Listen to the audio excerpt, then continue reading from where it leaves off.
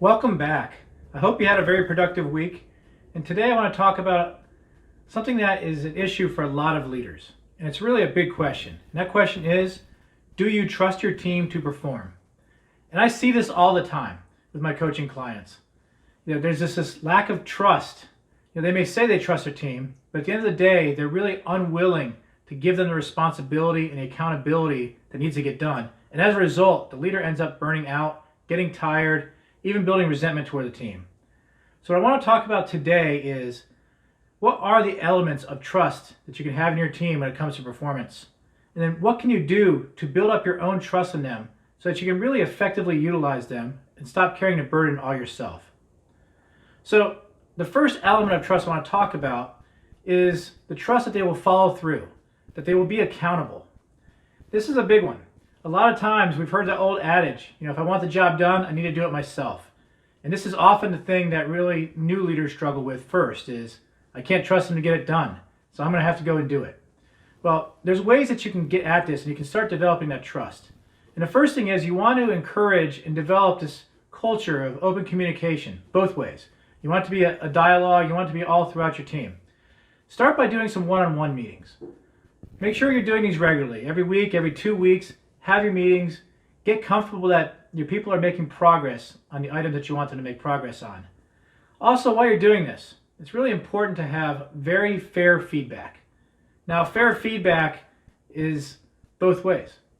It is, you don't want to be too hard on them if they're not getting a job done, or unfairly hard on them, but also you don't want to be too easy. You don't want to let deficiencies slide around. You want to be very fair in this process, and you want to be fair back to the standards that you set at the very beginning. So when you set a standard, go back to those. Don't let your standards slip. Your standards end up being not what you expect, but what you accept. So don't accept subpar standards, but be very fair about it in both directions. Also, it's important here to be proactive, because chances are you have people on your team that will struggle silently. They may not raise their hand, even during one-on-ones, and say, you know what, I'm not going to get this done. I'm really having a hard time. And you're going to need to be proactive and engage with this group more directly. Ask them what's going on. Find out what's happening. Help them resolve the issues so that they can get the jobs done and you can start building a trust in them. The second piece, the second element of building trust, or where trust falls down in your team, is a trust of judgment. That you don't trust your people to really exercise good judgment and make the decisions in a way that you want them to make them.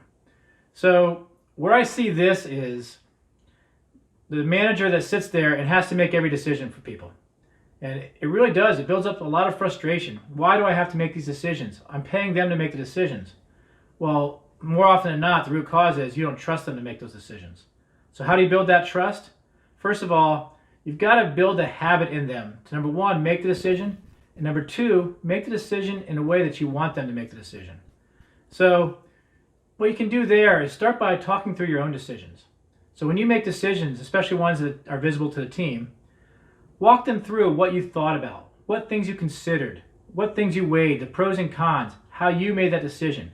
So what you're doing here is you're training their minds. You're teaching them how you expect decisions to be made. You're teaching them a thought process. The second step of this is then do the same with them. The next time somebody comes to you asking you to make a decision, turn it back on them. Say, okay, you're going to make a decision. Now tell me how you're thinking about it. Have them walk you through their process. Have them train you on how to make a decision, basically. And then you can evaluate it. You can go through it. You can push back on them. You can challenge them. And you can really help them refine their thought process. And by going through this with them, what happens is you're going to develop this comfort level that they are thinking through things the way that you want them to think through it.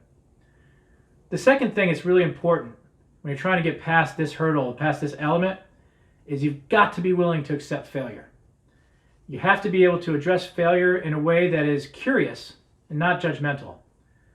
If you want your people to make decisions, they have to do it in an environment that, they're not going to get killed for failing. But also what this does, as you get that curiosity, as you get right in your own mind that failure is okay, what this will do is it'll help get your trust. Because what you're going to do when you're curious is you're going to ask them why they failed. You're going to see that they have this process of analyzing their failure, and you're going to see that they're learning. And this will help you to develop the comfort level that The failure was a one-time thing, a good learning opportunity, but not a pattern. The third element is representation. Where this comes in is you don't trust your people to represent yourself or the company in an external environment or any environment. So this will often come up with a high-level executive who will be the only one in a department that deals with the CEO, for example. They don't trust their people to get in front of the CEO. And that's a problem. I say CEO as an example, but it could also be in front of a customer. It could be in front of an important vendor. It could be in front of the community. Whatever it is. Sure, you can be the face of the company, but what that does is it really limits the potential of the people underneath you, and it can lead to burnout for you too, because at some point you're going to be tired of that. So what you need to do to get past this is start by telling them how to act in particular environments. So going back to the CEO example, when you're used to dealing with somebody maybe at your level or a level below, there's one way of interacting. Interacting with a CEO is a lot different. There's a lot higher level of polish, there's a lot higher level of confidence, things like that. And those are things that your people probably don't know unless they have experience in it. So you're going to have to start by teaching them. The second thing you can do, and a really great way to help that process, is bring them with you. Bring them with you into these meetings. Don't ship them off to the CEO by themselves the first couple times. Have them in there with you though, so they can witness, observe how you handle it. Give them little bits of the meeting that they can handle with the CEO so you can watch and observe, and then later you can coach and mentor them on that. And as you see these little tidbits of how they're interacting with the CEO or the customer or whatever it may be, that's going to help you develop your own comfort level in turning them loose. So those are 3 elements of trust. Use those, start to develop that trust in your team, and you're going to find that your life's going to be a lot easier, that you won't carry the burden of the entire team on yourself. So until next time, I wish everybody well, and I wish you have a great productive week.